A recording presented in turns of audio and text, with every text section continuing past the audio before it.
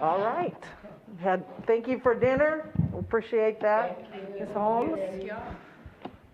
All right, let us go to, so we finished up third grade literacy, and we finished up CCMR. We're going to come back to third grade math. So how about we try and tackle seventh grade math?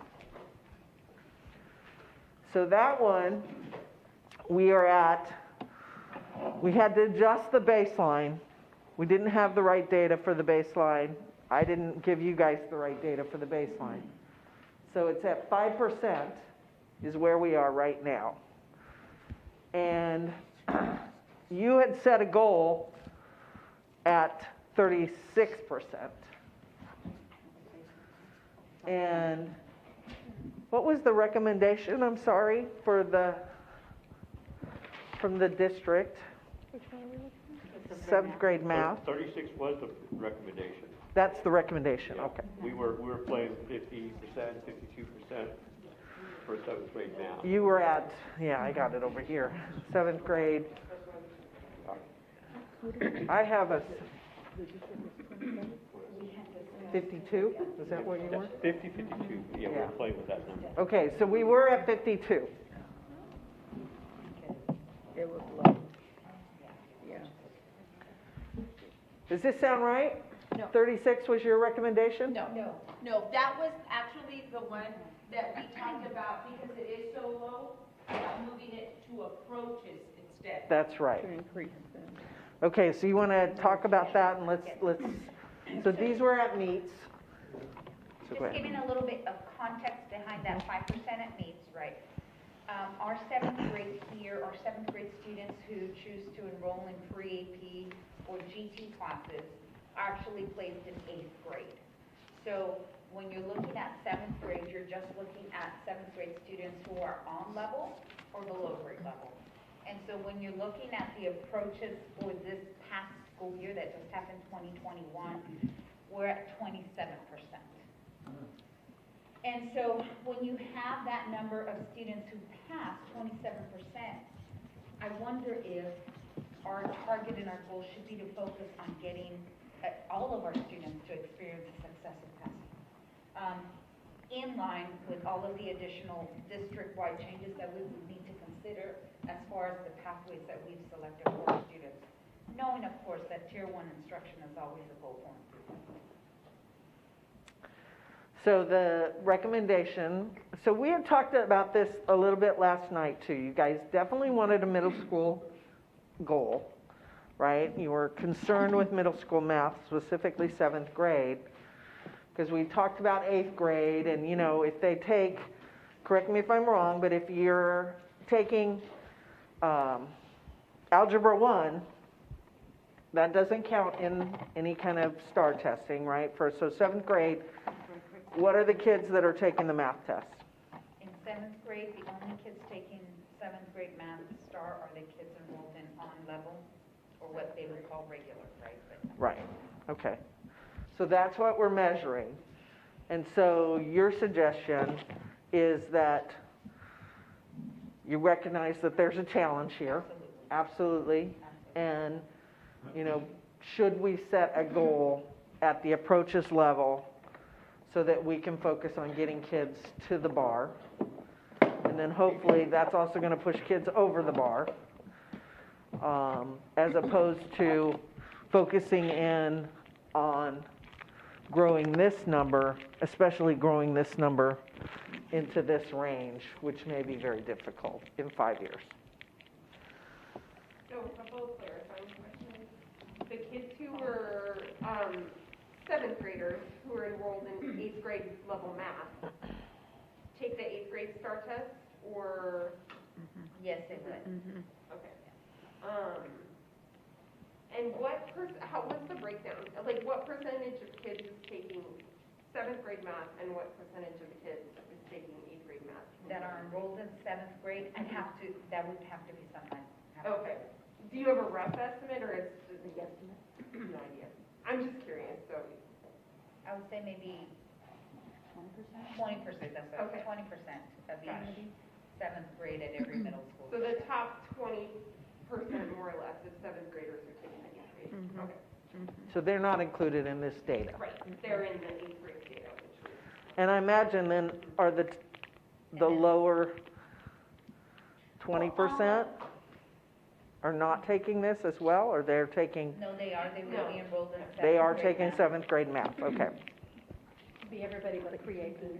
Everybody but pre-AP and GT are in 7th grade. Okay, so 80% of the students in 7th grade are included in this measurement. Correct? Yes. Okay. Sorry, can you repeat that question then?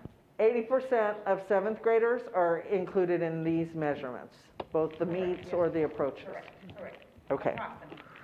So 27% of that 80% is at approaches right now, and 5% are at meets. So what they're asking is, could we switch this goal? It would read the exact same thing, only it would be, instead of meets grade level or above, it would be approaches grade level or above. And it would be from 27% to X. So tell me again why you prefer the approaches versus the meets. Go ahead, Ceci. No. No, I think it, on this, Both of you have to explain it, so. no, let's both tell our sides. Let's both, I can only speak for myself, and then Ceci, you please speak.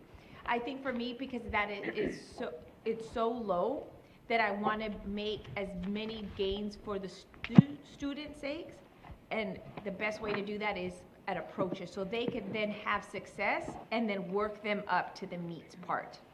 You're not doing it in isolation, right? If our goal is meets, it doesn't mean that you can see it on the other students, correct? No, absolutely not. Okay, so you'll still be doing. So I guess I see it as a stepping stone. Let me get them to the approaches first, and then I can work to get them to the meets. And that making that more attainable and real. Because it's actually, I can see a world in which it's more rigorous, actually, if they're gonna hit meets at 7th grade, then maybe they should be in the 8th grade math and have the opportunity to be on a more accelerated math track that is college prep. So, It feels like, too, to your point, that there's going to be more kids to work with. I mean, we're going to, obviously, all kids will get worked with, but more kids are going to be in this range than pushing them from here to here. But Ceci, what were you gonna recommend? Well, my perspective is if you were going to leave the recommendation that I see here at 36%, knowing that we were at 27%, I was going to say, then let's move it to approaches. We can similarly go to meets and still apply that 2 to 3% rule per year, and then leave it at meets, and maybe go to a 15% meets. If you wanted to use meets as your ceiling or your goal to reach. So the reason that we make recommendations at meets is because if kids are at meets, then we feel like the chances of them being successful in the next grade are very high. If they are at approaches, they go into the next grade, but they still need significant intervention to be successful. So that's the reason that for us, when we started to talk about these goals, we sat at meets, because that means that we know that these kids are going to move into the next grade level with high chances of success.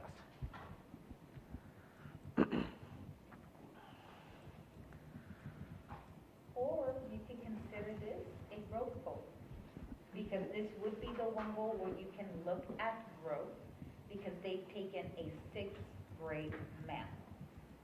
So we can set a goal of certain percentage of students that reach that growth, that every student reach a 1-year growth.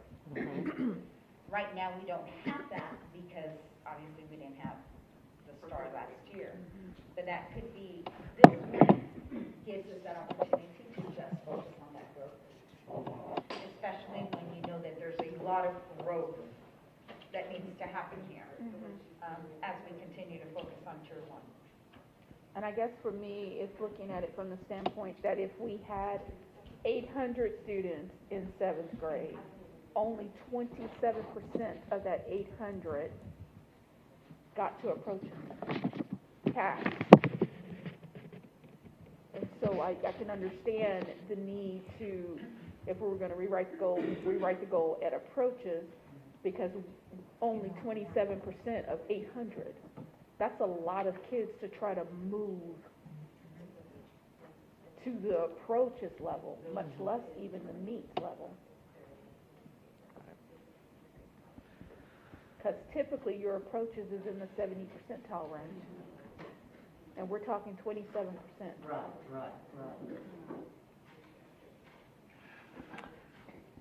What were the numbers last year on both meets and approaches?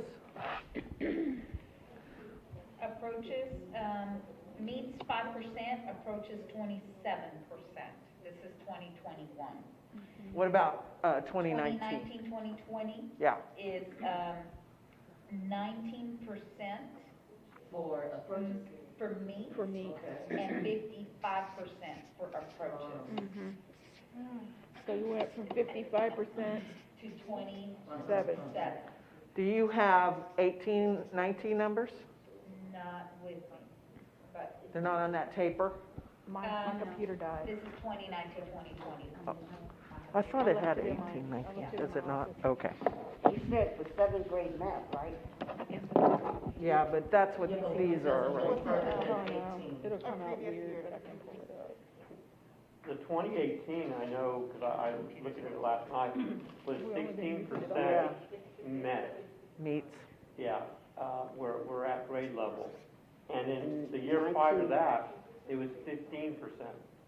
So a 3-year trend of meeting is 15, 16, 19, which in every instance was significantly below Region 20 and the state. Yeah. And that's why we said yesterday, there's a fire here. I mean, this is a big problem. But I think what I'm understanding differently now is that if we take, because I understood about 8th grade that we take our top 20%, say, and put them in Algebra 1. Now what we're saying is that actually happens in 7th grade. So we've taken our top 20%. So if you add 20 to any of these numbers in the 7th grade, that's where we might actually be if we had all the kids who are in 7th grade taking the 7th grade test. Well, and I understand that as well, but it's still a significant amount of students that should be at grade level, regardless if the top 20% are there. We talk about addressing the middle ground student, the student that's the significant percentage, and that's what I see this being indicative of. We need to address it. When do they start? When do they start to select their CTE pathway in high school? They actually start in 8th grade. In Well, we get the majority of them. 7th or all 8th grade? 8. Okay.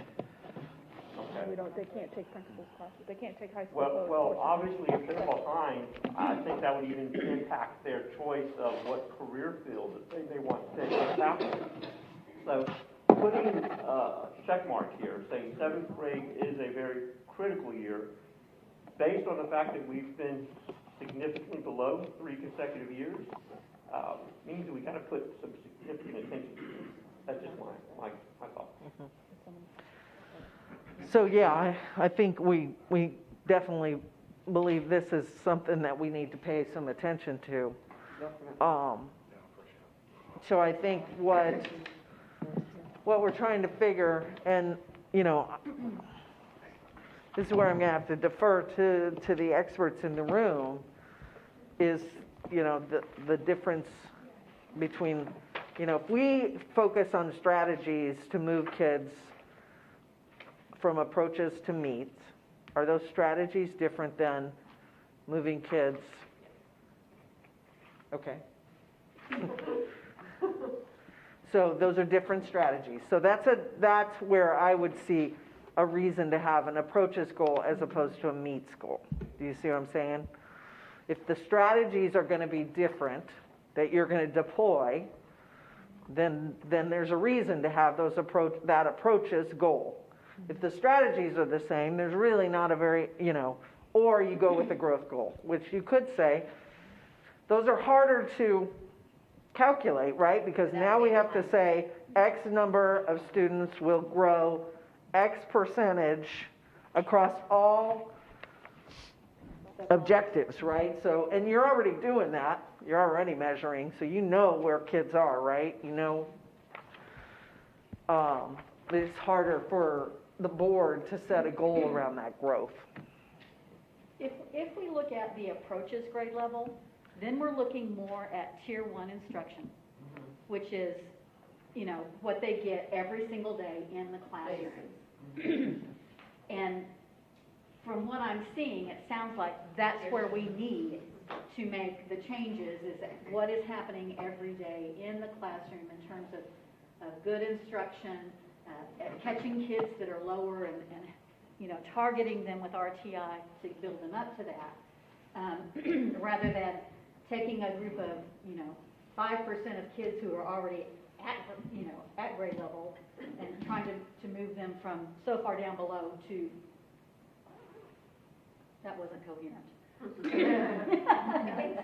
I think we're going to affect more kids if we look at an approaches grade level for this particular one, because the lack of success is not there.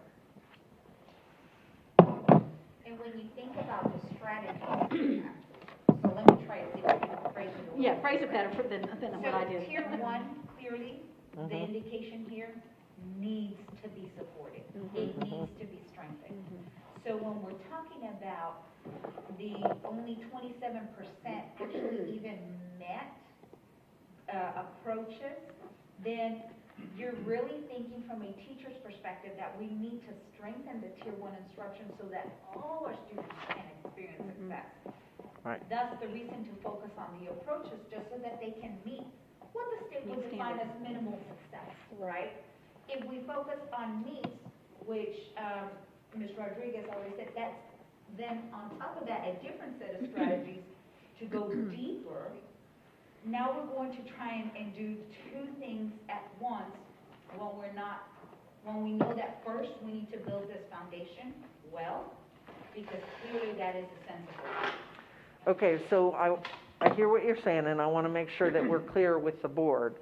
So when we think about this, if 27 plus 5% is 32%, that means 68% of the 80% who are taking 7th grade math did not meet grade level. Yes. So tier 1 instruction that you're talking about addresses those children as well. So the focus is on those 68% getting them to approaches. And so when we set an approaches goal, now we're hitting the majority of the kids in 7th grade, which is who are not at approaches. So with that strategy in mind, setting an approaches goal says we're going to not hurt, we're not ignoring these kids that are at meets, but we are taking a whole lot of kids who aren't at grade level, who aren't even getting at grade level, and we're going to move them with the strategies that we deploy. Did I put that in the right way? I think that's definitely a way of Okay. Yes? Yes, ma'am. Okay. All right. So I have one more question though. Yes. Before I go all in. No, absolutely.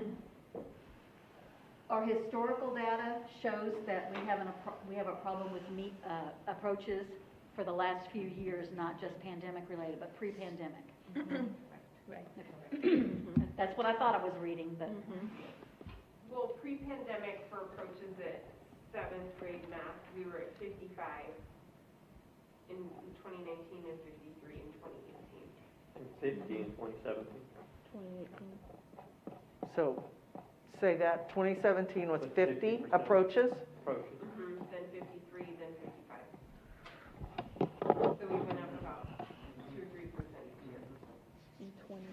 Say that again, 2017, what was that? 50, 50% approaches.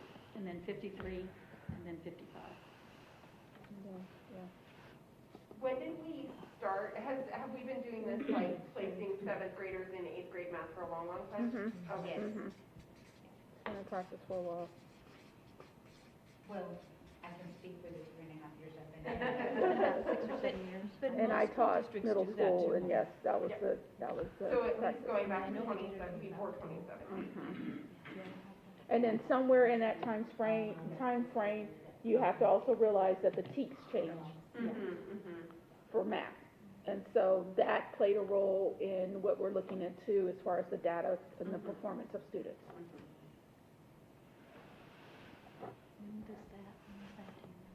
So I guess we have two questions on the table. The one is, do we want to go with approaches or do we want to go with meets? And then the second one will be, where do we want the target to be?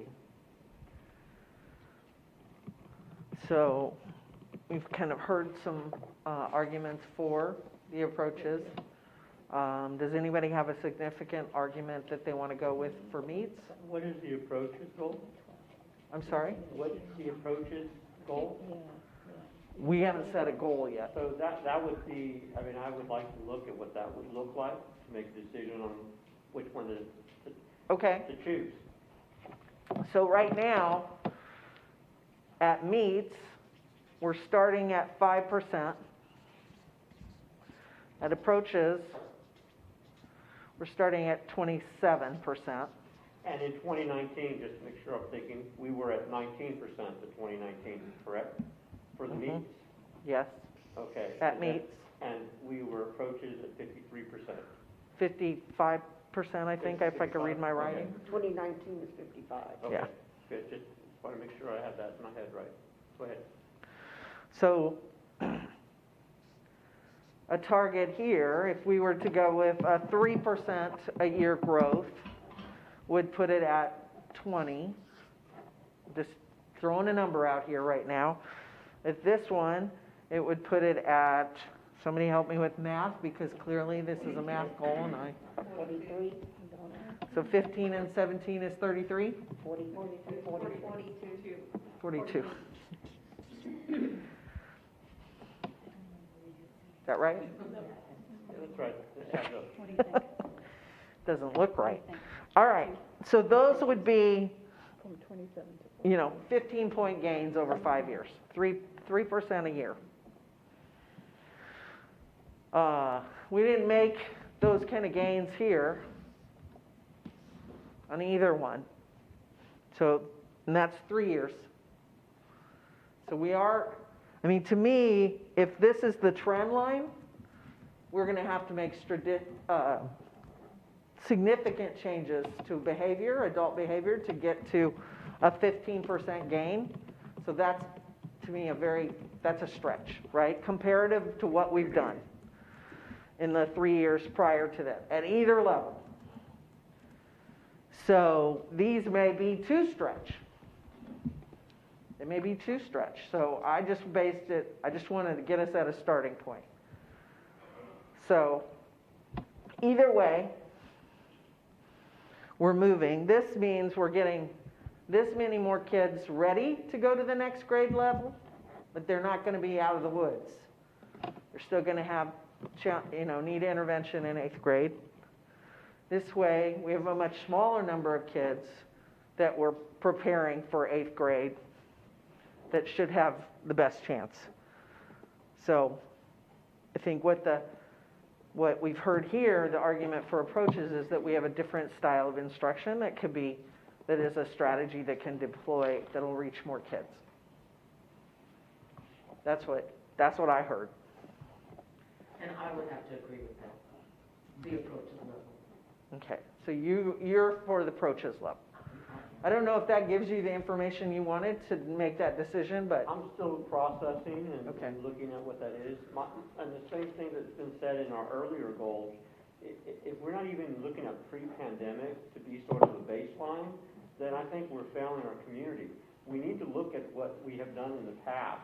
This one is unique because it's probably the worst one we have, which means we need to up our game here because there is consistency in negative numbers for us. So it requires a different effort, a different approach. Monitoring is fine. We could even say we'll monitor every year for approaches up to the 5 years. But I just don't want to end up below where we were before. And that is what you're putting on there right now. That's the trend you're having us. We're not even, if we do the approaches at 42, and we're at 55 when we had the last assessment, and this is over 5 years, mind you. I may not even be on the board 5 years from now. So the thing is, we need to set a better tone and an expectation, and then support it. Okay. So the selection of either meets or approaches will dictate our focus, which then dictates our investment. Is that right? Say it one more time. So the selection of meets or approaches would dictate our focus and set the tone for our investment. It would set the tone for their strategies that they would deploy and come back with you and give you, either ask you for resources, but also giving you progress monitoring around that. And the strategies to get measurable gains from approaches to meets are materially different than those from did not meet grade level to approaches. They're distinct, separate, there is no overlap. No. No. I would say there is, in the sense that first the teacher needs to master how to even get kids to the approaches level first, right? Based on our data, that hasn't been mastered yet. And so we can say we want to even move meets up higher, but you can't even get or reach meets unless you reach approaches first. So kids won't even stand a chance to give us a percentage point in meets if they haven't even approached, if they haven't even passed. So when you look at that, how are we going to move the needle on and increase the percentage by 15 points when we need to increase our percentage to get our kids to pass and hopefully beyond passing so that they could even be in the needle under meets? Our investment in the strategies to get, theoretically, right? And there's a bona fide question, is that a judgment statement, that the investment to get students from approaches to meets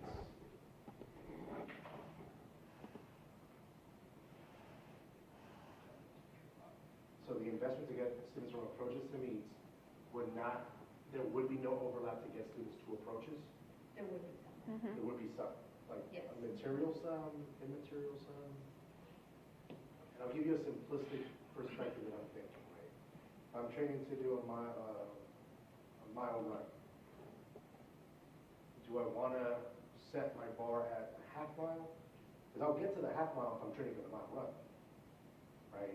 Now that's really simplistic, so I'm trying to understand, I'm trying to break this out of my head. So if we were to focus on needs, how much of the investment would also help us get to the approaches level? I would make, here's how, the analogy I'd make to running. You speak, Rob, that's all. Okay, so if we're setting a goal, like say we've got a class full of non-runners. If we set a goal that you're gonna run a half marathon, so think of the Masters as a marathon, meets as half marathon, approaches as like a 5 or 10K. If we've got all of our kids sitting on the couch right now, it's better to put in strategies that are gonna help you run a 5 or 10K, because that you're gonna hit that. Like you can get there, but if you set for a half marathon, Without causing injury. huh? Yeah. You're gonna get them there without causing injury.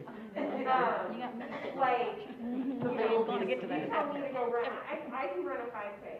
I could maybe really, if I train, get to a 10K, but I'm not even gonna try. Me personally, Jenny Rodriguez, not gonna try for a half marathon.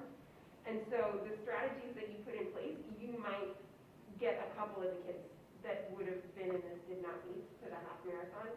But you're gonna get, if you focus your strategy on helping the majority of the kids, then you're gonna get more of them to the approaches level. That is the logic. And possibly even more to the meets. Because when you're thinking Right. about increasing that 5% of meets, you're really only increasing the meets based on that 27% that got approaches. You're not even hitting Right. the rest at that.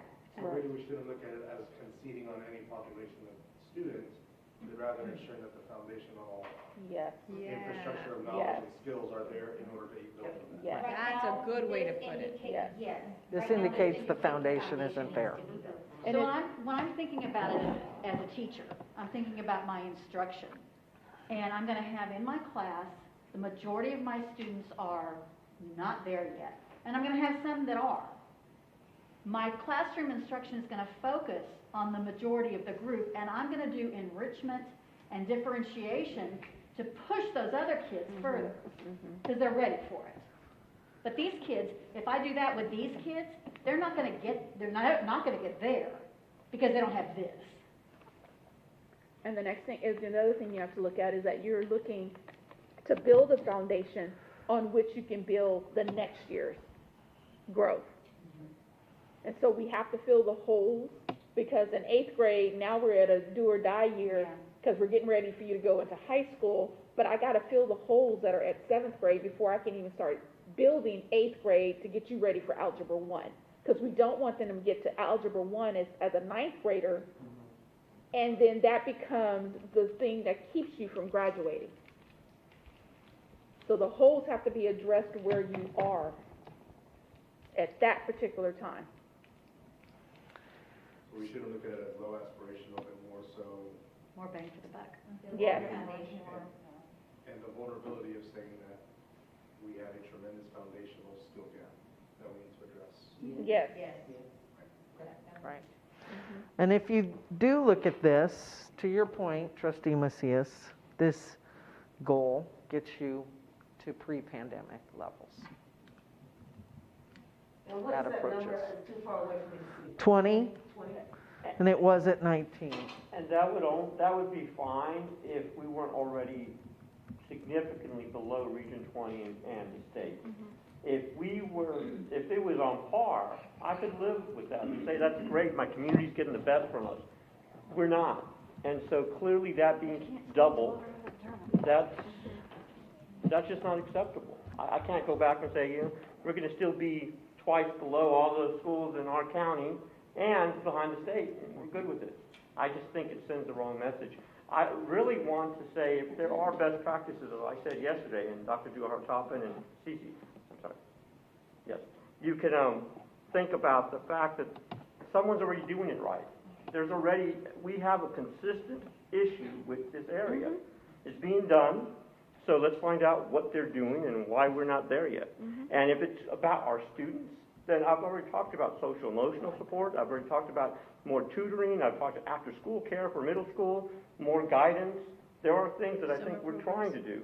I'm sorry? Summer program. All of this helps there. And in this discussion, I have not heard yet what we're doing in 5th grade and 6th grade to prepare these 7th graders to be ready. Because that's another strategy where we put resources in. So we're not accepting small increments of growth that won't even match the state or the region. We're expecting better results. That's what I would like to see. And we would see the 5th and 6th grade in progress measures. Yes. That's where we would see the growth. It's not at the developing all the strategies and everything else, that's their job. So, But we might as well put it at 100, everything at 100, because that's what we want. Now I think you're being funny. No, The I'm thing not is, being we're trying funny. I'm to just be saying. realistic, and that just is not, I'm that's just saying, yes, we have underperforming. an issue Let's there. hold it down for a second. okay. We all agreed to specific rules, so let's just hold it down. Patricia. So, I think it's a fair discussion. There's fair questions on both sides, right? I think, look, and I think you put it this way too, Trustee Diaz, and you guys have also. It is a vulnerable place that we're saying right now. We are not doing what we need to be doing at 7th grade math. Everybody has recognized that. The numbers are not where we want them to be. So we know that those strategies are going to be deployed, and you need to monitor progress as a board. So the board needs to look at, like, if we set a 5-year goal, let's say we set a 5-year goal at 20, let's say we set it at 25, whatever comes up in this room, if those strategies are deployed and they work better than we thought they would, faster than we thought they were, then we adjust goals, right? We don't sit at 25 if we know we're already going to get 10% gain, or 10-point gains, or if we hit 20 in 3 years, then we're going to readjust goals, right? Then And that goal could be even adjusted for at meet standard or at 8th grade level. You know, we can look at different things. So right now, we have to just recognize that we have 5 goals, 5 areas of need that we focused on, that you guys have focused on.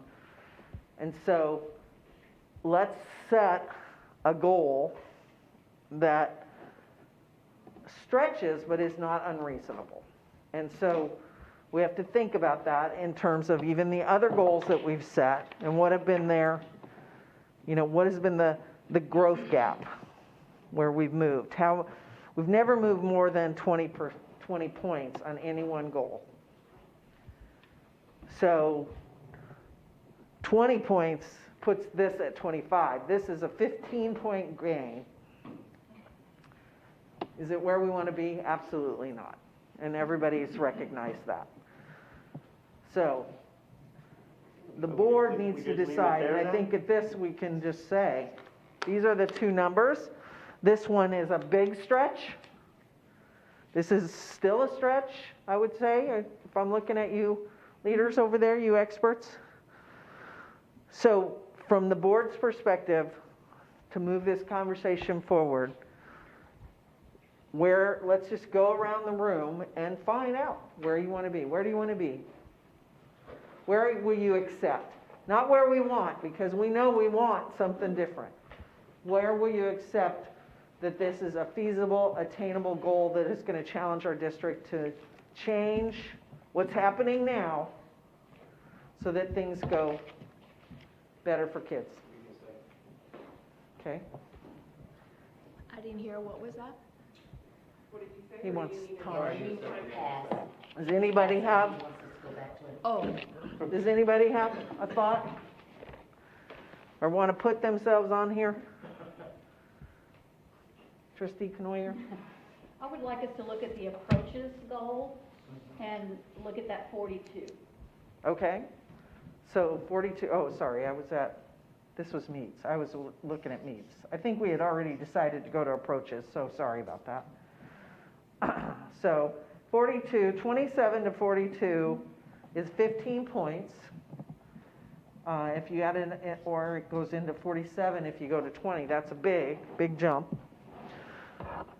But, and it's getting closer to where we were pre-pandemic. So you're at 42. Trustee Eaton, are you still processing, or do you have a thought? You're confused? Okay, can we clear it up for you? No, not now? Not right now. Okay. I would say 42. It's like, where did the 42 come from? I'm sorry? I don't see it on here. Where did the 42 come 42 is our goal, so that would be the goal. from? Okay. So we're discussing whether we go a goal of 15 points over 5 years or a goal of 20 points over 5 years Okay, I got it. at approaches. So we switch Kenna over to approaches because we think that'll address more, it'll build the foundation faster. Because we can cover more children. Exactly. Okay. Approaches. Approaches at what target? From the 27% to. We're starting at 27. Right. to We got a 42%. target of Is that 47%? 42 is a 15-point gain. This is a stretch. This is a stretch. Okay, 42%.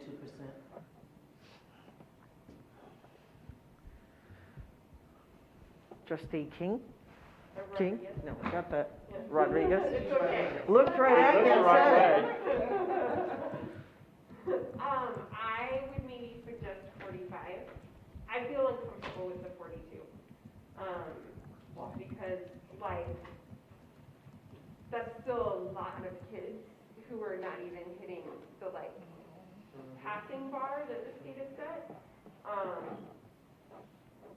But I understand that 47 is a lot. So I'm suggesting 45. And you're right, it is a lot of kids. Yeah. And that's gonna be the challenge. So you said here? I said 45. I was offering something. Yeah. She's offering another one, okay. Have you processed? I was gonna say 45. You can say 45, it's up there now. Yeah, I'm fine with that, but I will concede to my colleagues on 42 as well. I'm comfortable in that range. In this range, okay. Trustee Macias? Are you comfortable with either of those numbers? Oh, heck no. Yeah, we're underachieving in every way possible here. Now, the thing is, we're scared for some reason to say we can do better, even though historically, pre-pandemic, we've done better. We've hit 55%. In fact, I'm looking at 2016, we're 62%. I'm thinking that the numbers I'm looking at in 2013 and 2012 had us at 69%, 63% of the combined approaches and meets. So we've done better. We can't accept less because we're afraid we won't get there. So if we're going to set 5-year goals, again, this isn't next year, this is 5 years, they need to be strong. And more so because this is our weakest area. This is a chink in our armor. We are clearly underperforming in this area. And I certainly will want to know why. But bottom line, if we're going to set goals, they need to be ambitious. I don't see 45 being ambitious. I don't see anything in the 40s being ambitious. That's all still below where we were. And if we're talking to our community about being that place for people to come, to be that district that's going to excel and create, I mean, come on now. How can we sell that if we're below the state and the region? So I would dare say it has to at least be, if we're going to use the approaches, I would say 2013 numbers, 69%. May I add, you just said when you combine approaches and meets, that's actually not the way the accountability system works. So The meets are the kids within the approaches who scored at a higher thank level. you. You're right. You are correct on that. Thank you for clarifying that, Ms. Davis. So then if we do that, then I would say 55%. We get back to where we were, and I can barely live with that, but at least we're back to where we were pre-pandemic. I just hate the thought that it took us 5 years to get right back where we were. We should be excelling, and I think the plan is that we are. So I'm not saying that we're not planning to, but if we're going to be a board, we want to also set that same expectation. So that's where I would put myself. Okay. I don't think we heard from you, Trustee Canoia, did we? You said. So I got 7 marks up I there? think Ms. You need was Ms. waiting. Oh, no, I thought we counted. Did you put your mark in? Did I put your mark? You got a mark? Where are you feeling? 45. I'm sorry? 45. 45? Okay. So we're split. We're clearly pretty far from consensus on this goal. So the board has to make a decision. We can split the difference here, and we can say that we're just not going to have consensus on this goal. And then what would the goal be then? Well, you could put it right in between the middle of these. Yeah, so knowing that we're at 42 and 45, can we just don't work with that? And we don't have a consensus. We have a majority of the board, but we don't have a consensus, and you know, that doesn't mean that we don't value everyone's thoughts and processes, and I certainly understand where Trustee Macias is coming from, but we got to set a goal, and so we might have to just say, you know, where are you going to vote? Where are you going to vote on this goal? So that we get this goal in place. It's probably what's going to happen on our 3rd grade math one as well, right? So right now, if we were to go with a 43, who of the boards, by a show of hand, would set that, would codify that? 1, 2, 3, We're 5. 5-2? Did you? Yeah, Okay. But you're an A. Okay. So, we're going to go with approaches and a 43 preliminary goal target. So that's, how does that feel to the leaders in the room? To the, not leaders, you're all leaders. To the experts, sorry, the education experts.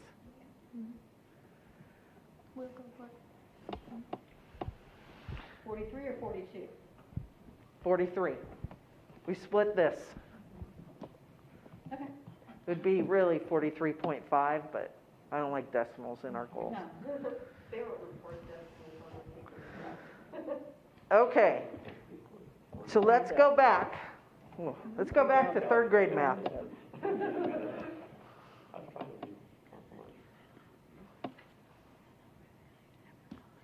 Not that one. I got a lot of slides, don't I? Okay, third grade math right now. We were stretching. We went from 55. Where's our stuff on that? Oh, that's right. Yes, thank you. So this is our third grade numbers. We had a recommendation of 30. With a starting point of 21. So 21. We had state, region, board, pre-pandemic.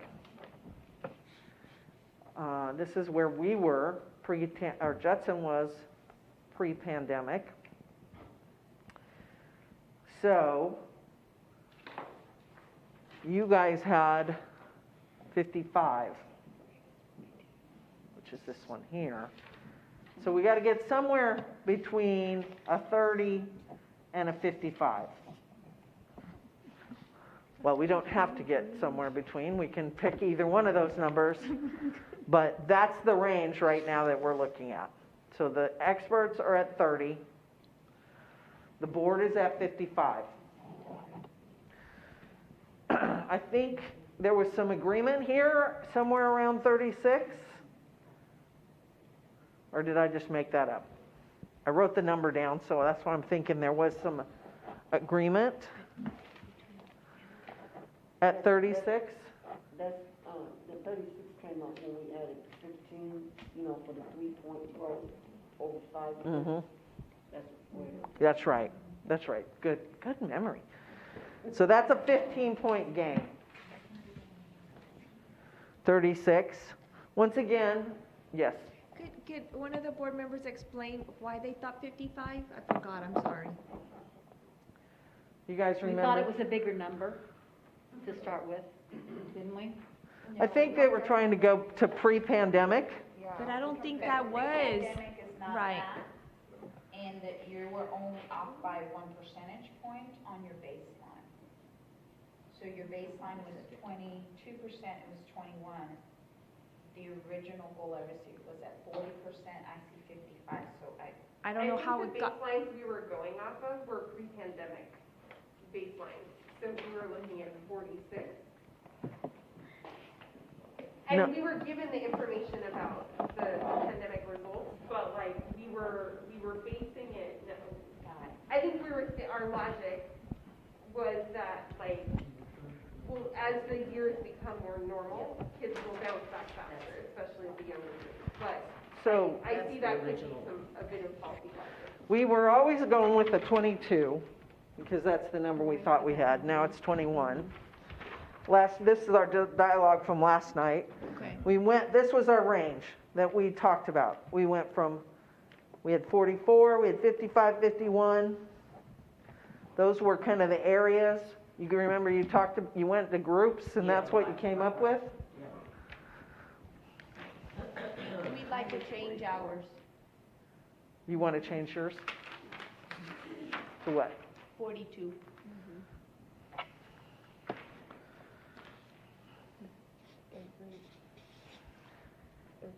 You guys were at 44, 55, 51, And now there's a recommendation for 42. This was started 1 point lower. So these were, so it's closer into where you were talking about yesterday? Yeah, that's huge. I mean, that's still a really big stretch. It's a 20-point jump for sure. And that takes us back to where we were in almost where we were in 2018 and then 2019. It's like a couple of years. Because this is meets, right? Not approaches? Yes, it's meets. It's meets. So that's a 21-point gain. Yeah. It's a stretch. It's going to require adult behavior change, I assume, challenges, different strategies. Actually, the adult behavior changes are much harder than the student changes. Yeah, because they're the ones that have to do it, yeah. Yep. So how do you guys feel about that number? 42 is the number, is the target, which is a pretty significant 21 points, bigger than any of our other goals too, except for maybe the 7th grade one we just named, right? I can't remember. I think I covered that. So, how do you feel about 42?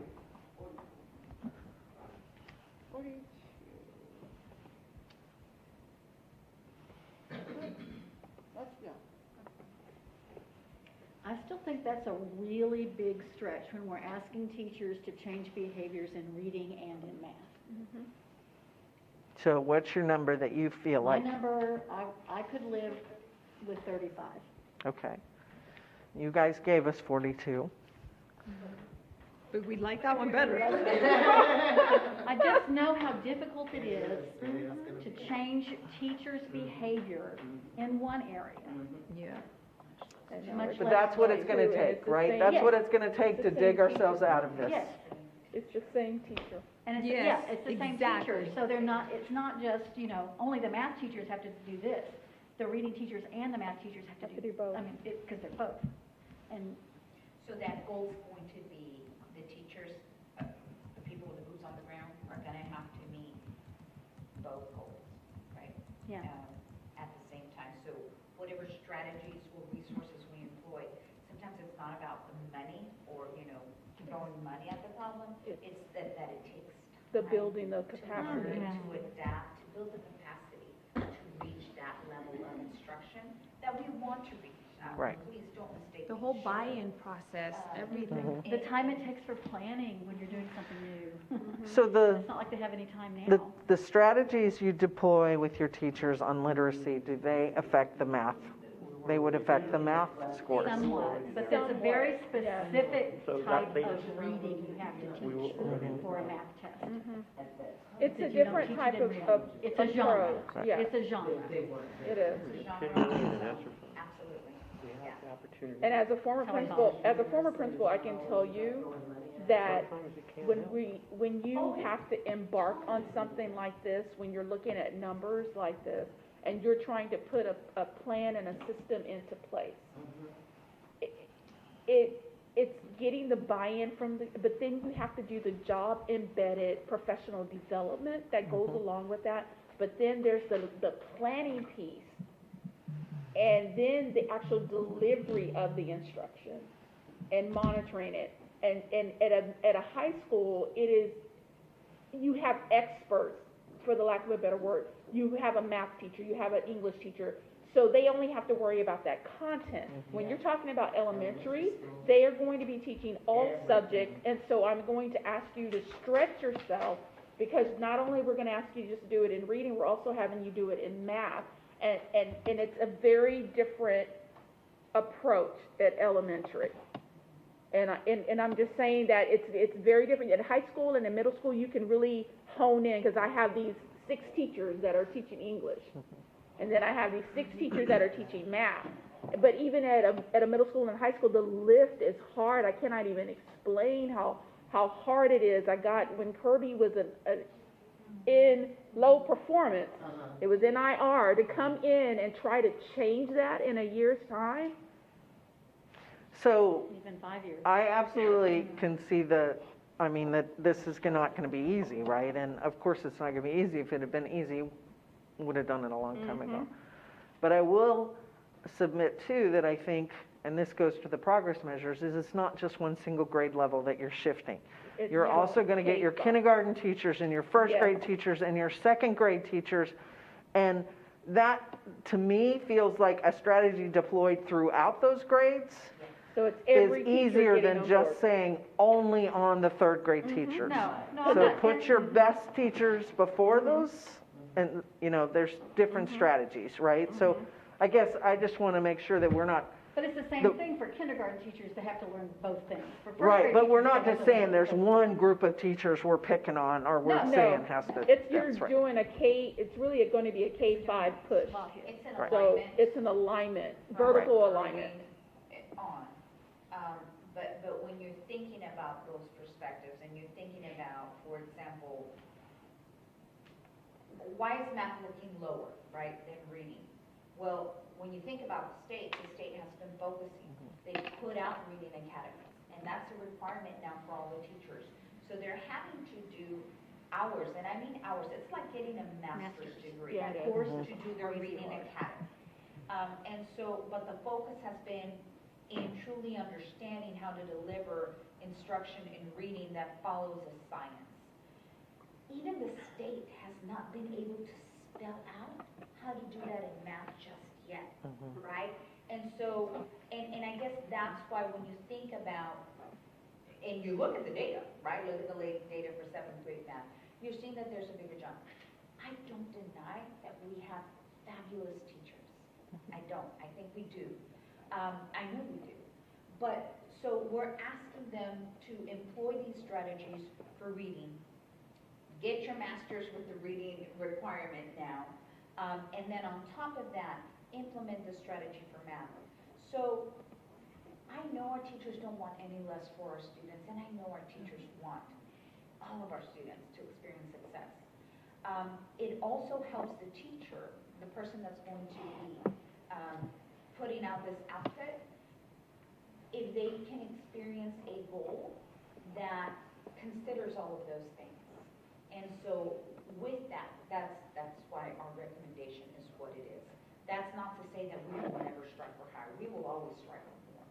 But I think there's just a feeling when you walk into the classroom and say, you know what, if I work this way, if I implement the strategies, I know I have the board support, I can get us there.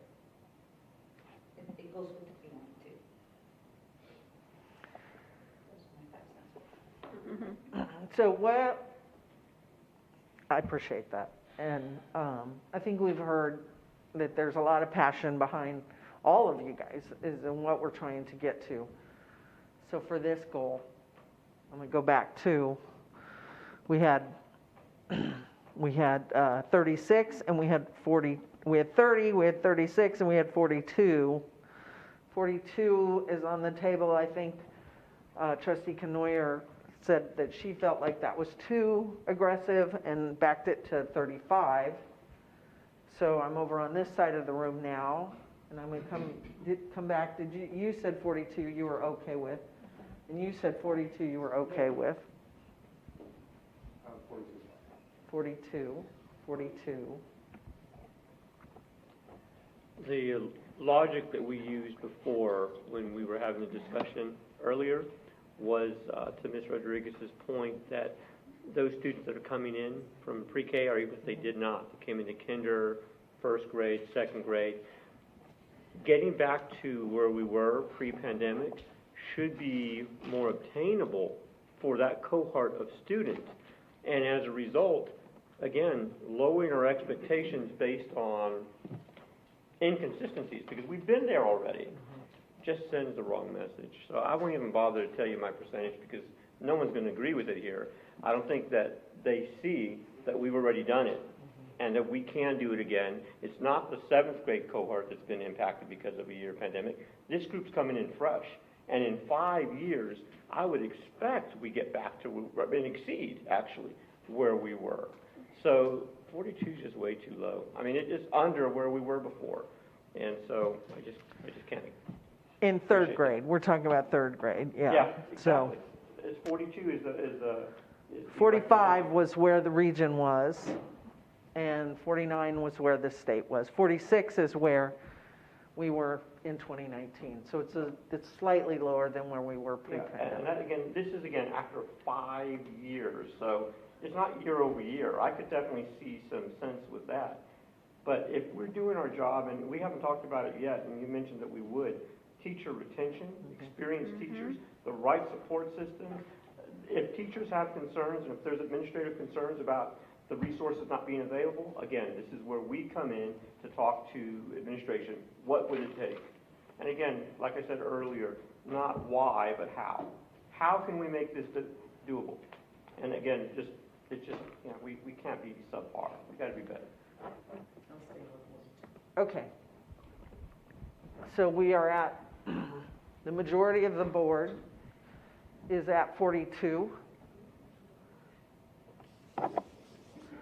So we have all 5 goals now set. No, we don't have goal 5 set yet. We don't? No. Oh, we haven't talked about kindergarten. Dang. All right, kindergarten students, scoring on track. Okay, we reworded this because there's actually a test that is the multi-dimensional test, and we wanted to name it. It's the state test.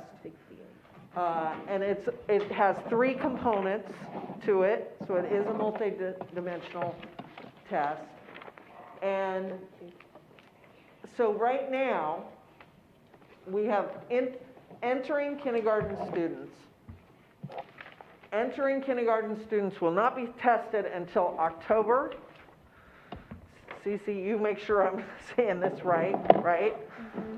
So we would not have a baseline until October on this, because we would want to do this year's kids, this year's cohort, right, as our starting cohort. And we know, so I put in it would increase by 10 points, but that could be different. We could have it be a different number. I just put that number in. That, I don't even think you guys recommended that, but it's a placeholder. And so we would measure that, and it could still be June of 2026 because we could go with end of year data. Well, no, we couldn't. We still have to go with October, don't we? You're right. Right, because that component in text Kia is not measured at the end of the year. So the specific component that you asked for, which was the school readiness, doesn't actually come out in the end of year text Kia, only in the beginning of the year. When it was originally designed, it was designed to measure kindergarten readiness. So when it came out, maybe 5 years ago, it was only a boy test, beginning of year test.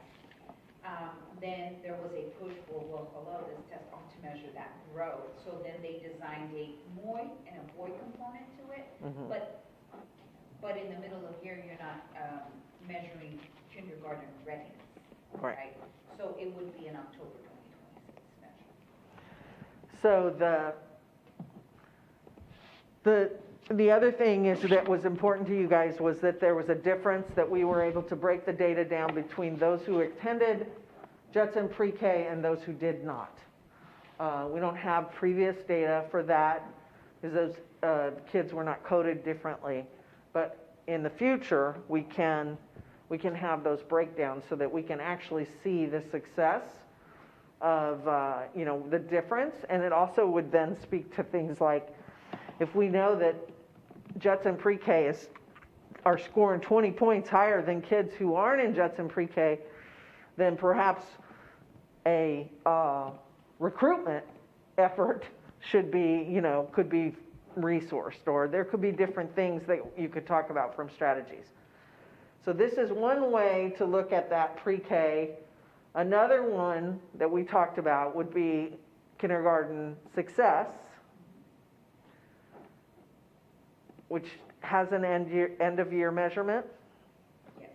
You would be actually looking at the entire text Kia assessment from boy to moi to org, which would be similar to what we showed you last month.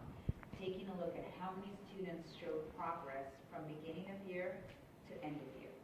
And you could still include a Pre-K growth progress measure. Yes, we could look at PK4, because we don't measure PK3, but we do correct. assess Pre-K3. Pre-K 3 has more of a checklist type of screener. For pre-K 3, you would be measuring like, can the student raise their right foot, you know, and balance, raise their left foot. It's not a screener they would take that would be appropriate on the. Not academic necessarily. Yeah. It's more developmental. The data that you presented to us in August about, I think it was your team, that was, it showed, the assessment was broken down and it had a social emotional learning component. It had more than just literacy. Was that circle or what, yes, that, I think that is that one. So the kinder data that we showed you. Or it was pre-K 4 data, I thought. Okay. Pre-K 4 data had Had like phonemic awareness, letter identification. yes, that would be letter the sound. circle. Phonological awareness, rapid vocabulary, math, letter sound correspondence. And we had shown a growth. At the beginning of year, our pre-K 4 students were on 16%. And at the end of year, it's blacked out, guys. It's 70. But I remember it was showing 70%. Okay, Because thank I you. looked it up yesterday. Yeah. Oh my goodness. It's what? It was 70. 70%. We're on track. Okay. So right there, this could be, I'm wondering, if what you're looking is, what effect are we having with our pre-K 4s Right. if you want to consider the pre-K data versus the kinder readiness data? Because when you say on track on the circle assessment, that is essentially saying they are at a developmentally appropriate level for a 4-year-old ready to go into kindergarten, correct? And does it map onto the like kindergarten readiness standards, more or less? It's a completely different test. So it wouldn't be like following a first grader to second grade with the same amplified exam. So it is a different exam. Got it. So I guess the question is, are you guys still good with the goal as pre-K readiness goal, which is fine. I just want to make sure that in pre-K readiness, really we're going to only have one progress measure, and that's going to be pre-K 4. Kindergarten readiness, kindergarten readiness. So you'll only see one progress measure for kindergarten readiness. If you were go to kindergarten success, you would see other progress. You would see at least one other progress. Middle and end. So, and if we're going that route, then we need to know. If you're saying, did you say that it was 70% before for kindergarten readiness? No, 70% for pre-K was where they scored on track. I think we're jumping between both pre-K and kinder. Okay. The kinder assessment, what you have here is 70% is the current average. We haven't finished our course, so that's somewhere where you. Is that Dr. Ball? She was on the phone. Okay, so do you have an idea of where we were pre-pandemic kindergarten readiness? Pandemic, where we have last year, Okay, what was that? during the pandemic, 76.5. Okay, so 76.5 is a baseline that would be the baseline, 76.5. Wouldn't the baseline be this school year? Yeah, it will be this year. I'm just trying to give them some context. So 76, I cannot write anymore. 76. And that 76 was the beginning of your measure or end of year? It was beginning of year measure last school year after they were out for 3 months. Yep. I would suspect that would be lower after 1 year of virtual instruction. So I wouldn't be able to provide that data until the end of mid-October, end of October. Can you give me the year before that? Kindergarten readiness, or is that not readily available? That piece is not readily available because it's not like a star that gets automatically loaded into our. Okay, so on this goal, we're going to need to rely on you guys. So what do you would recommend is going to be the growth from like just percentage points, like percentage points from where our kids are going to show up this year, when you've got them all tested, which you'll have them tested by October 27th, is that what you said? Yes. And the following year, when you have another group of full pre-K peoples coming in. Any idea?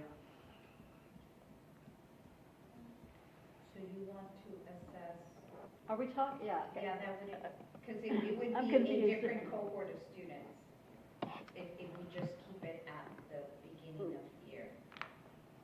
So you guys, well, to me, you guys wanted to measure kindergarten readiness based on the pre-K program that you have in place. I think we were trying to evaluate how effective our pre-K program is. Yes, So it's not necessarily kindergarten readiness for every student. We want to know how effective our kindergarten program, pre-K program is in getting them ready for kinder. Right. So do you not want to know the data for non-pre-K kids? Well, I'm not sure. I didn't interpret that that's what y'all wanted, but maybe it is. So I thought we were going to disaggregate them, but we were still going to measure it all Well, together. that's why we have to decide where we're looking, and you could measure the effectiveness of pre-K-4 on that year for the pre-K-4 student using the circle data. So, for example, last year, boy was 16%, and the effect that it had by the end of year was 70%. So if you're looking to stretch that for this coming school year, we can add percentage points saying that a student who enters your pre-K-4 will grow by so many points and extend that. If you wanted 70%. I don't know how to make that a 5-year goal, other than The to other set thing- it 100%. and then the other thing then is we could look at kindergarten period, end of year kindergarten scores, tracking our students who went through pre-K to see how successful they were in completing kindergarten, compared to all kindergarten students, and use the kindergarten data. So what we want is our pre-K program making our students more successful as they go through school. Well, then why don't we make the Right? pre-K, Mr. Macias, this is really one of your goals that you want to look at. So I want to be sure that we're honing in on what it is you want to. Are you looking at just how successful our kids are going through pre-K, or is our pre-K making them more successful in terms of their kindergarten completion? And following it on after that, of course, but. It was originally, and again, I'm open to discussion. So the idea initially was to examine how ready our kids going from pre-K3 and pre-K4 would be going into kindergarten. Okay. But as we look at it, I mean, I'm okay with the assessment in end of year for kindergarten as well. I'm open. I mean, I'm not tied to it, but the initial idea was just how are we monitoring the effectiveness of our curriculum in pre-K. That was the initial thought. would the board be okay with having pre-K success or kindergarten readiness as a goal progress measure to third grade literacy and math, Instead of a separate goal by itself. instead of a separate goal by itself? Which were still required under the early long-range plan that we developed. I think you were part of that, and several other members were part of that at that time.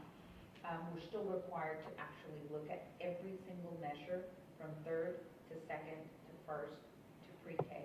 And it's part of the long-range plan that we would come and present to you in MOI and OI for all of these assessments. We're actually required. Okay. And we could then break it to see, not this year, but next year, pre-K and non-pre-K. Where they are Just in pre-K, kindergarten, just in right? pre-K. And do a comparison that way. And at first, that's what I thought that you were looking for, Mr. Macias. I thought that what you were looking for was a comparison. That's what I thought I heard you say yesterday. And I may have. It's been a long day. So, if that's the case, let's see if the board is all okay with that. That means we take away that last final goal, not that we're not monitoring it, we're shifting it to progress measure. So you would still see those numbers and measure progress, but that's a really hard, I can't even in my head put that into a 5-year goal. I'm really struggling with it. So I think could we do it, as Suzanne was saying, could we do it and make it part of the 3rd grade reading and math? yes, that's what I'm saying. It And becomes put a it there. progress measure Yes. underneath Under 3rd reading grade, and math. which you're already measuring anyway. So what Ceci is showing Mr. Macias is a report that we had showed the board. I don't remember how long ago it was, but Mr. Macias wasn't on the board, so just to catch him up in regards to how we had already done those goals. And the board actually approved that because by law, you have to approve it. And it was one of the committees, or I don't remember, but I think it was, Was the curriculum committee? no, I think Long-range planning? long-range plan. And did you put the annual targets in front Yeah, of there them? was, I thought it was YouTube, but it could be wrong. But did we put who in? did we- Annual targets in Yes, front of we them? did. Are they higher or lower than these? I would have, we did it by district and by campus. And I'll have to be honest and tell you, I don't remember exactly, so Okay, I don't want to, yeah, we'll just leave them as progress measures because you're already measuring that. okay. So, is everybody else okay with that? Does that make sense to you? Have we lost you? No, not quite. I'm freezing in there. Oh, no. Well, it's better now, I'm fitting chicken. No. So, are you guys okay with having, measuring progress of kindergarten readiness, but doing it under our 3rd grade goals? And I have a separate goal. Just for, 4 We're goals. getting rid of goal 5. And that's plenty. I know. Because what we're trying to do is hard. Yes, this is hard work, to your point, right. So you're okay with that? Yes. You're okay? You two are okay with having that be a progress measure? Should be able to. Yeah. Okay, good. All right. Goodness me. What time is it? Are you guys delirious over there? No. I do. I feel like, I think everybody needs to get up and stretch and not, so and first of all, I think you all need to, like, not just listen to me either. So, what I'd love for you guys to do, since we have these 4, you have questions still? No. You're looking like you do. This is our active listening thing. Okay. All right. Oh, no. And more goals? He said me. I said, no, you, everybody's at enough already tonight. So, what I'd like you guys to do is, and you don't own these progress measures that we keep talking about are going to be set by we're going to go away now, and the board, or the leaders, the experts are going to set those and come back and make recommendations with baselines and targets and all of those great things. But what we tried to do last night, but we ran out of time, that's making me nervous. I know, right? Hold it up, is to have, for you to go and break down and talk amongst yourselves about, like, what would you want to see? In your head, what would be progress measures, 3 to 5, under each of these 4 goals that you have? Just big, broad swath, right? No numbers. You don't need to go data diving again. So, if you're looking at 3rd grade literacy, then what is important to you? And we can do this all together, or you can do it in small groups just so you are not listening, sitting and getting. What kinds of things What would you like to do? progress measures? You said small? Small groups? Yeah.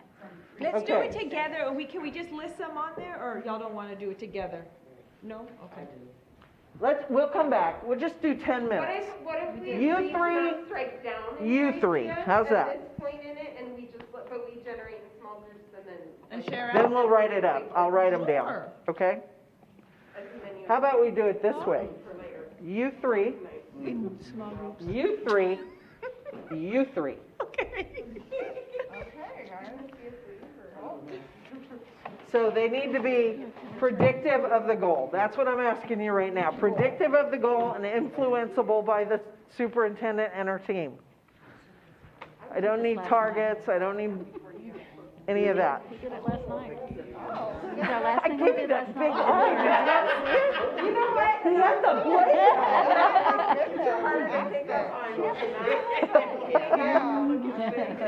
What did you think I was looking at you for? So we're looking at, what can we look at as data points to determine if we're meeting our goal? That's the progress measures. So what kind of information do we look at? Will they come and share with us to say, okay, we're gonna meet this goal because look at this measure, this measure, this We're measure. just gonna take 10 minutes. So what I said was, yes. The third grade reading Thank one, you for bringing me more we will paper. look at the universal screener. We'll look at the benchmark. Not that test anybody we can do, read which is my a writing, release but- star. They do unit tests. At the end of every unit, they do a standardized test across the grade level. And I think then we can also look at some information about RTI, how many students are progressing in RTI. And then we also look at, of course, that's not third grade stuff, but then you look at that same thing in second grade, first grade, right? So that we see, are we on track moving up? So let's do pre-K. I'll put pre-K stuff in there. And then it's basically the same thing for math, the same measures. Yeah, they do the same thing, because you do a universal screen for math and reading. It's required by state law. You have to do that, because what that does is it says, okay, these kids are tier 1, they're ready for classroom instruction. These kids are tier 2, they have some gaps, and so they're going to need some additional instruction that usually is handled by the classroom teacher. Okay. Tier 3 then means they are so far below or have enough gaps that they need a pull-out with a specialist or RTI teachers in a small group to catch them up. So that's how the RTI is 1, 2, and 3. So you do the same thing in reading as you do in math. Now, the RTI instruction always looks different because in math you're teaching discrete skills and in reading you're teaching that whole. It's more of a universal, holistic, when you learn to read kind of thing. But you can go in reading and go back to, did they miss phonemic awareness somewhere? Did they miss letter recognition? Maybe they don't have good letter sound. They don't know the sounds of the letters. They can name the letter, they don't know the sound of them. Or is it chunking that they need? Is it blending that they need? Or is it vocabulary development they need? And that's a critical issue with a lot of our kids who come from a low socioeconomic background. They haven't been exposed to the vocabulary. So, yeah. Well, and it's even harder for English language learners because, they've got 2 languages. Those are smart kids. And then the progress monitors for CCMR, that sheet. All those things that we're looking at, the certificate levels, are we there? Mm-hmm.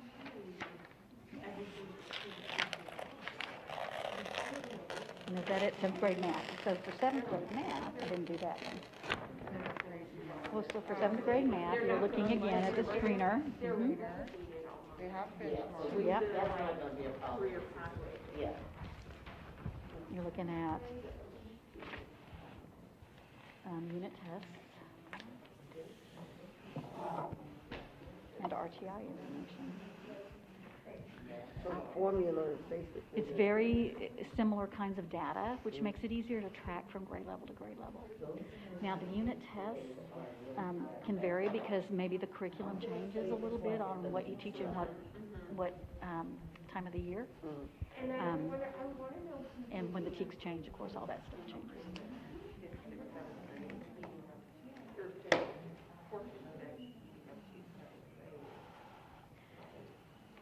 I think if there's anything else.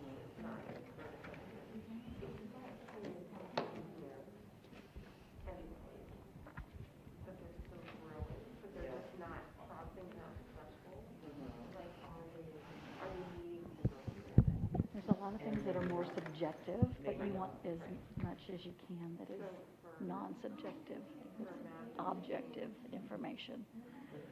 I mean, you could always do, I don't know if they're doing any additional literacy testing now. We used to do the universal screener and another test, and I don't know if they do that now. Like that map test, would that count as? I'm not sure what they're using for what. I mean, but. They've changed, I know they've changed the instruments. So, like, whether the. But we used to do a universal screener, and then we did the DRA and all the early literacy classes, because that told you exactly where the weakness of the kid was.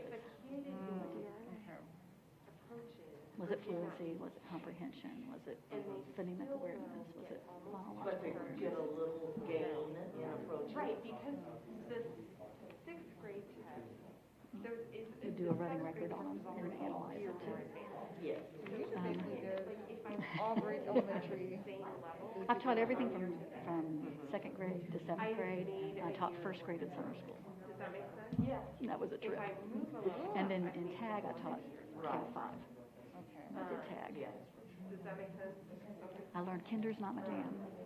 Oh, They are busy. They are something else nowadays. I loved because we had to give them a test for tag.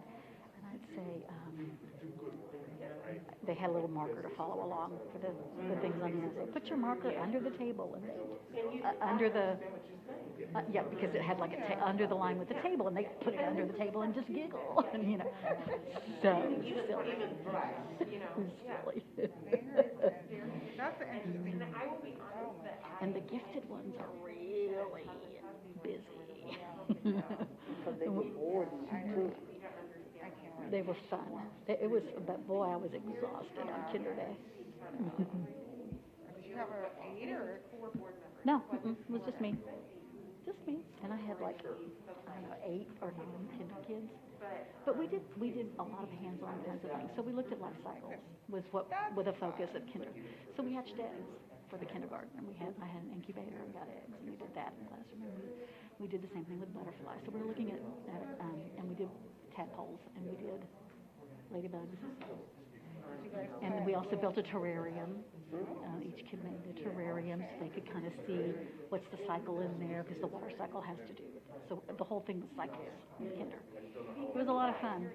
Did a lot of literature with it. And then the older kids, I did a whole lot more critical thinking kinds of stuff with. I taught algebra to my 5th graders. Hands-on equation with manipulatives, algebra with manipulatives. But each one had different focus. Like, one of them we did mysteries of the world kind of thing. So, you know, the Martha lights. You know, we were trying to figure what's the evidence you have, what's the theory you can suppose about what happens there. You know, after doing research on it, one of them we did an art focus, and we had to choose a style of art and an artist that they really liked, and they had to research the artist, and then they had to create a piece of art in that style. So that was my 4th graders did that with, and they loved it. And then they ended up having to summarize the artist for the museum card, right? Because they always put a little something, so then we had those displayed in the hall. It's a lot of work, but I loved it.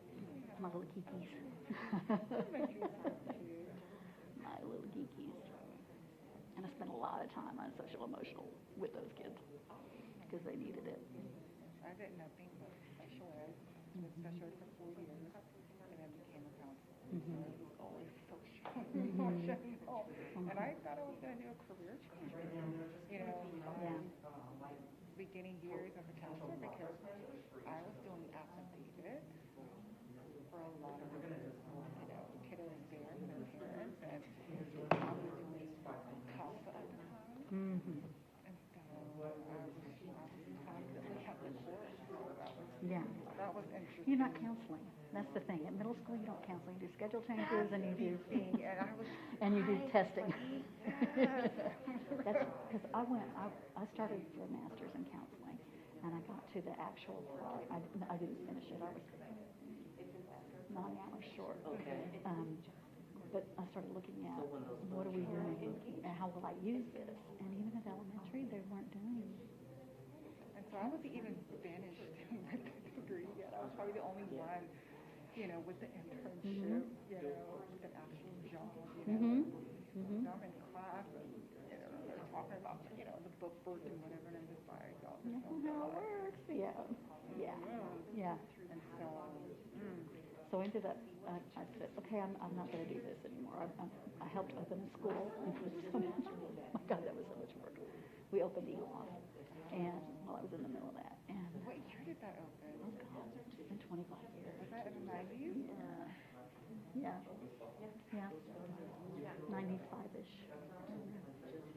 And, yeah, but that's a lot of work to start a new school. Oh, it is. Anyway, and then I went back later and got my master's in curriculum. Okay, That's the snap. let's see if we can come together And that made a lot of sense too, give our. for what I wanted to do, and it was focused on technology, instructional technology. So I taught the Intel Teach the Future program, and I was like that, it was a way to incorporate technology into the classroom curriculum, teaching teachers. So I did a whole lot of that, during my time. So, on goal number 1, what did you come up with? That's third grade reading, Goal or progress measure? progress measures. The progress measures For for the goals. goal, okay. Universal screener, Universal screening, so you want at what grade? Yeah. All grades, you look at, All grades up to third grade? up to third grade, yeah, every year. because that tells you if they're on track. Screeners, so pre-K, K, first, second. And third. Because they'll do it at the beginning of the year, third grade. Okay? You guys benchmark. Benchmark. It's a release test. Unit test. Yeah. The benchmark is a release star test, is what we call it, a benchmark here, right? The star release test, the benchmark. So that would be third grade. What else did you say? The comma that we said was gonna come after all of these goals was like with no gaps by the disaggregated racial groups, and so, or Right. demographic Oh, groups the is what we sub-ops. use, yeah. So,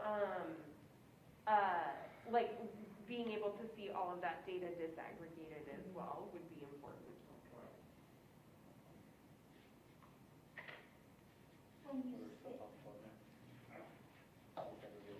I'm calling them disaggregated demographic groups because I was told by somebody that sub-top can be derogatory. Oh, really? Because it's So that means- sub, like it's below. Okay. And so, All right. I'm trying So to like that's the new- retrain myself to all use right. the much By longer. population data. and say by student All right. population Mhm, or mhm, demographic. Student population, that's the shorter way. I totally relate to using the right term. All right. Anybody, did you guys have anything to add to this? Yes, so because your 2 goals for third grade math and third grade literacy are related to what we're required to produce from the state also recommends that those progress measures are defined as universal screener for pre-K, K, first, second, and third. So that's gonna be in the long-range board plan that you will approve and look at. And it also disaggregates student groups, and it predefines what that measurement is. So I just want, when we say no gaps between the disaggregated data, the state actually recognizes that each student group has a different target goal. Okay. So I just want to make sure Okay. that when you do see that, and I'm just going to read out a few. So the African American student group has a target goal of 32%, whereas the white student group has a target goal of 60%. And this is set by the state based on the years of trends that they have seen. And versus a special education group of 19%. So these goals are set, and that's what, we didn't even talk about domain 3. That's what domain 3 shows us. Maybe it's without widening any pre-existing gaps. We could also address that in the guardrail conversation when we get to it in the next training. All right, so that's goal 1. Was there any different ones? I assume they're pretty much the same for, Well, I would think reading and math would be the same. Same, yeah. Yes. right? Yeah. So this is 3rd grade. Reading, 3rd grade math. Okay, how about, let's try CCMR. That was not right. Goal 3. Yeah. You know what I'm talking about. Like, Did you guys come up with anything different for those? What would your group talk about? I would say 8th grade, STAR, and then the EOC exam, 8th grade, STAR, and then the high school EOC exam, and then the PSAT. Do we administer PSAT to all students? No, 2, yes. We do one in 7th grade and one in, oh Lord, I can't even think, I think it's 10th grade. 10th grade, they can, oh, okay. And we also do the SAT, we have AP exams, we have TSI. The ASVAB test fall in any of those? No. Not to count ASVAB. towards ability. We do track it though, ASVAB. But it wouldn't be under CCMR. No, it's not. Because Yeah. they negated them. Yeah. So they really should take the M out of CCMR right now. college and career ready. Yep. Dual credit numbers are in there also. Oh, yeah. And AP. AP exam, IB exam. Do And it. AP can even go deeper with enrollment. That certainly could be an equity issue that you can bring into all of these. So would that be ABIB, IB? Yeah. AP slash IB? IB. And then you have your industry certification. Yeah, certifications. Are there any, so you got 8th grade STAR as kind of an indicator that is different. You could have, you're only gonna get 3 to 5 goal progress measures under each of these goals. So, when you guys come back, what are the most predictive? And what would you say, especially under this one? Like, I know that Trustee Macias, you talked about the SAT being something very important. AP enrollment, is that something that is important? Dual credit, are there things, certifications, is that something that's high up on your list? CTE. And we're exploring adding ACT. Exploring what? ACT. ACT, The ACT in test. addition to the SAT, because of the science component. Okay. Most schools, I know, but 7th most schools are grade? looking for ACT schools. Over SAT. They're moving, yeah. Yeah. Okay, that's interesting. Okay, 7th grade, did we have any? It would be the same pretty much as goal 2, right? As what? As our goal 2? It's the same kind of data. Just Universal math. screen. Some benchmarks. Benchmarks. Unit Okay. math, yeah. So just at a different grade level, right? Yeah. It's another grade level. Yeah, 4th, 5th, Yeah, you want to look at 5, 6. 6. 4th comes in there too, right? Because Because our we're last up to goal third. was Oh, up at yes, 3rd, so yeah. absolutely. So 4, 5, 6, and 7. And as an extra, it wouldn't be part of this, but we've talked about tutoring, interventions, after-school care, or after-school programs, I should say. Would we want to see what the utility is for those programs or those efforts? As just additional? Those are strategies that would be deployed to get to these ultimate goals. So you would definitely get, it wouldn't necessarily be in a progress measure, but when the board comes, or when the leadership team comes and talks to you about strategies, those would be incorporated in. And the reason I ask is because I mentioned in our discussion yesterday that after-school programming needs to provide a measurable outcome. It can't be just sit here and play games all day. Unless there's a goal to playing games and you're trying to build rapport. But trying to measure what that program's goal is, I would like to tie at least our elementary programming to increased performance in reading or math or something like that. I think too, though, like, I agree, and I wish that my son's after-school program had a bit more of an academic component to it. But I will say that if my school does not have an after-school program, it's a deal breaker whether I'll even enroll him, because like, that is a non-negotiable for me to be able to work. Yeah. So, For a lot of people. yeah, so, Yeah. If it's deployed as a strategy to meet one of these goals, then it doesn't necessarily have to be, a separate benchmark or a separate progress measure, but we get that data. It would be included in the strategic data that you would get. But we've named it, so you know that we're thinking about it. Anything else that you guys had that fell under 7th grade that was different than this? No? We do formative assessment, which is kind of like benchmarks, but they're actually unit to track student. It's like a unit test to track student progress, so like the entire grade level. Right? What's That would be 7th grade. Unit assessment, unit test. Yeah, most of this data is going to be interim, so that we can measure it multiple times a year. So formative is obviously not summative data. And then you've got a summative measure here, so that, you would only get one time a year. You wouldn't get a progress on that.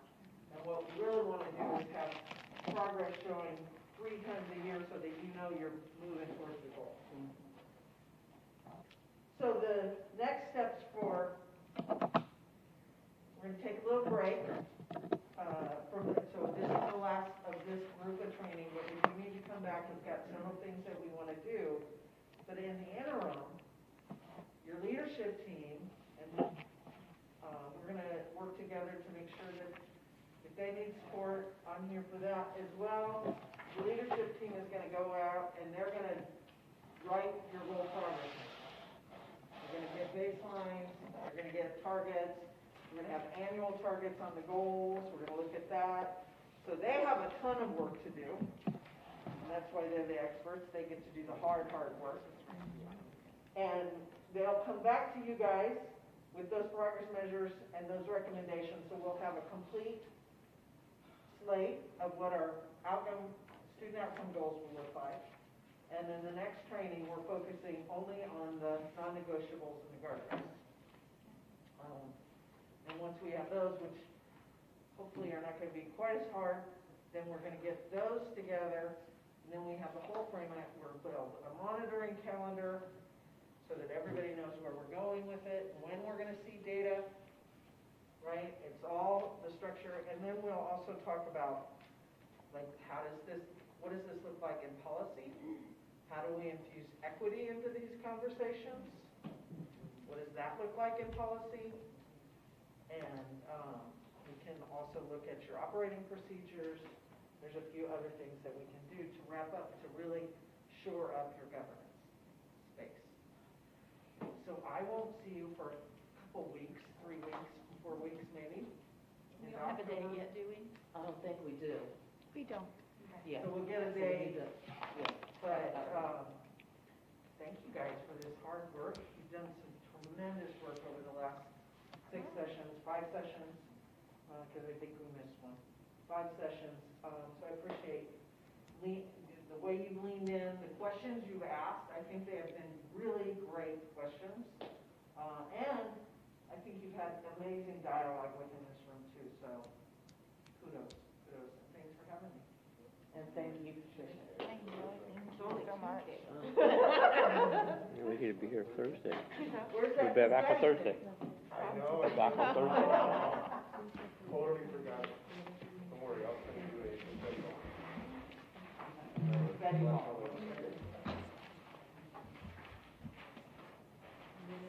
So we have no other business. I would like to say, oh, here we go. Betty, we did not have any action at all on item 3. We did not go to closed session. We did not discuss, and she's gonna write that on the notes. And nothing on operating procedures. Right. That was because item 3. Number 3, discussion. And do y'all ever want to approve those, or do you want me just to leave them alone, or? I think we should wait and not, Okay, Wait till we kind of get done with when this. we're, yeah, Complete all this. okay, so that everything else that we Just want take it to. off. a little bit. okay, no problem. So if there's no other discussion, then at 8:53, this meeting's adjourned. This training. Thank you. Hey, Bed.